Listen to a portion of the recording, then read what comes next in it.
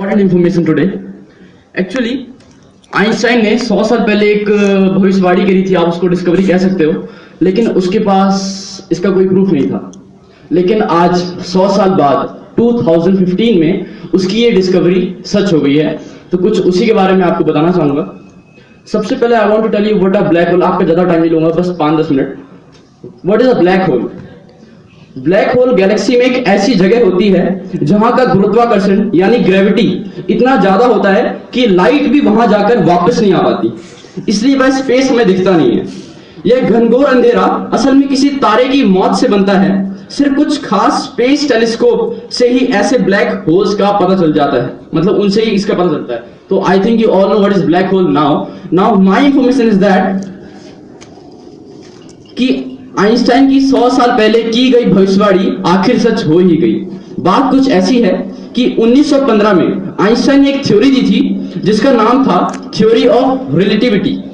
इस थ्योरी के अनुसार जब दो ब्लैक होल्स एक दूसरे का चक्कर लगा रहे होते हैं तो वो धीरे धीरे एक दूसरे के पास आने लगते हैं, और वो जैसे जैसे एक दूसरे के पास आते हैं वैसे वैसे उनमें से एनर्जी निकलती रहती है। और कई बिलियन ईयर्स के बाद एक टाइम ऐसा आता है जब ये दोनों ब्लैक होल आपस में आखिरकार टकरा जाते हैं, और वो दिन था 14 सितंबर 2015।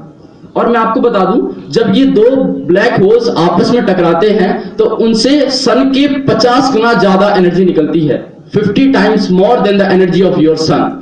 और एक ब्लैक होल का मास 30 गुना ज्यादा होता है as compare to your sun. So you can imagine, and we are so lucky. अगर मैं आपको एक बात बताऊं, ये टाइम 100 लाख साल बाद आएगा अब, जब ये आपस में दो ब्लैक होल्स टकराएंगे।